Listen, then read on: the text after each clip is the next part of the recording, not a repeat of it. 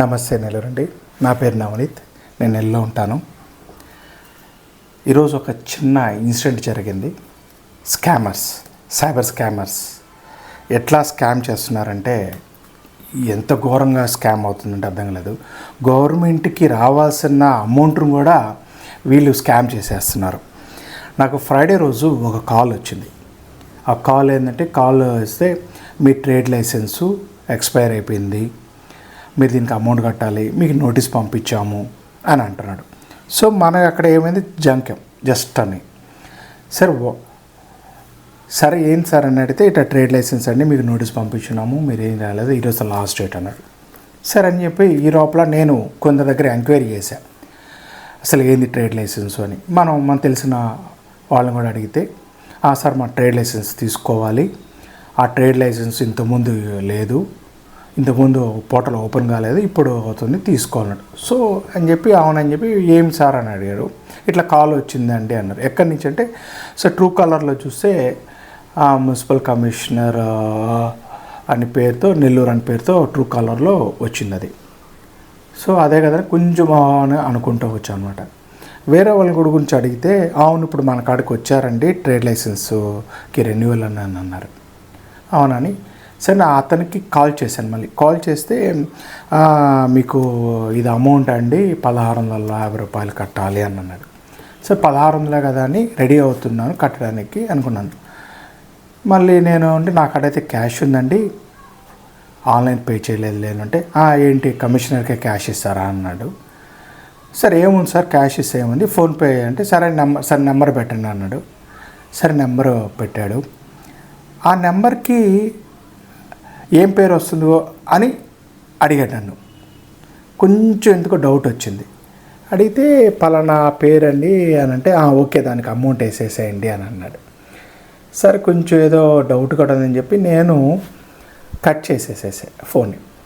తర్వాత కొంచెం అయిపోయింది. పక్క రోజు నేను ఏదో చెప్పాడు కదా అని చెప్పి నేను కాల్ చేసి నా నెంబర్ ఎత్తలేదు, వాళ్ళ కాల్ లేటర్ అని మెసేజ్ వచ్చింది. సో అని చెప్పి నేను ఇంకో నెంబర్ ఇచ్చాడు కదా, ఆ నెంబర్కి కాల్ చేసి వెళ్ళటం లేదు.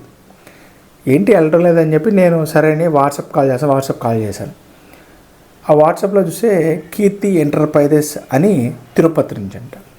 స్కామర్స్ ఎట్లా అయ్యారంటే ఆ కీర్తి ఎంటర్ప్రైజ్ అతన్ని అడిగితే ఏంటంటే సార్ మాకు నిన్న చాలా అమౌంట్స్ పడ్డాయి, మేమైతే చిన్న చిన్న వ్యాపారాలు చేసుకునే వాళ్ళము, వాళ్ళు మాకు స్క్రీన్ షాట్స్ పెట్టారు సార్, పొరపాటున మీకు నా అమౌంట్స్ మీ దాంట్లో పడ్డాయండి, మీరు వీలైతే ఈ అమౌంట్స్ మాకు వేయగలుగుతారా అన్నారు.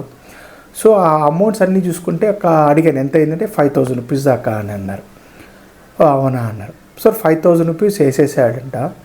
వేసిన కాడి నుంచి జరిగితే ఆయన ఫోన్ కాల్స్ బ్లాక్ అయినాయి అంట. బ్యాంక్ ఫోన్పే కూడా ఇవన్నీ పాపన షేర్ చేశాడు. ఇవన్నీ బ్లాక్ అయినాయి సార్, మాకు ఇటు ఏం చేయాలి అన్నాడు. అది తెలియదంట. సో అంటే మీరు ముందు ఫస్ట్ వెళ్ళి మీ సైబర్ క్రైమ్ ఏదో జరిగినట్టుంది, అది వెళ్ళి అడగండి, లేదా కంప్లైంట్ ఇవ్వండి అంటే వాళ్ళకి కూడా తెలియదు పాపం ఇట్లా అమౌంట్ ఏదో అనేది. ఒకరు వేసారు మనం క్యాష్ ఇవ్వాలి అని తెలియలే వాళ్ళకి. ఫోన్పే కదా చూసే స్క్రీన్స్ ఈ అమౌంట్స్ పడ్డాయని చూసుకొని అవి రిటర్న్ కొట్టేశారంట. ఈ విధంగా స్కామర్స్ ఇంతగా టెక్నాలజీ అనకూడదు, అంత ఫ్రాడ్స్ చేస్తున్నారు. సో ఎవరైనా అవేర్గా ఉండండి. ఇలాంటి స్కామ్స్ చేసి ఇలాంటి ఫోన్స్ చేసి ఎవరు భయపడవద్దు. నేను కూడా జస్ట్ ఒక ఫ్యూ సెకండ్స్ భయపడ్డా, ఇదే అని మన బిజినెస్లో ఉన్నాం కాబట్టి. సో దీని గురించి జస్ట్ మనకి అవేర్గా గవర్నమెంట్ ఇచ్చిన చాలా అవేర్నెస్ ప్రోగ్రామ్స్, ఫోన్ కాల్స్ ఇట్లా వస్తున్నాయని. సో దయచేసి ఎవరు ఇలాంటి దానికి భయపడద్దు.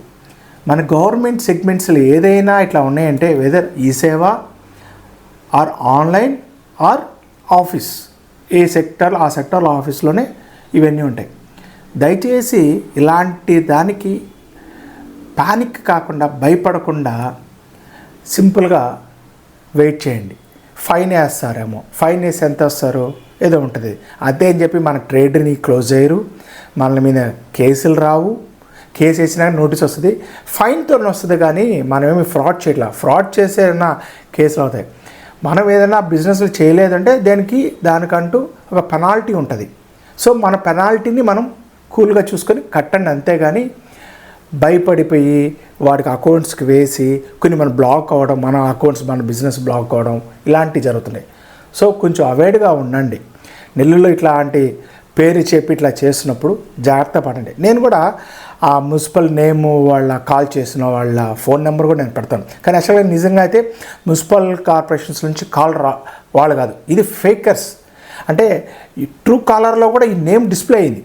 తర్వాత మళ్ళీ చూస్తే రిషి అనే పేరుతో మళ్ళీ డిస్ప్లే అవుతూ ఉంది దాంట్లో.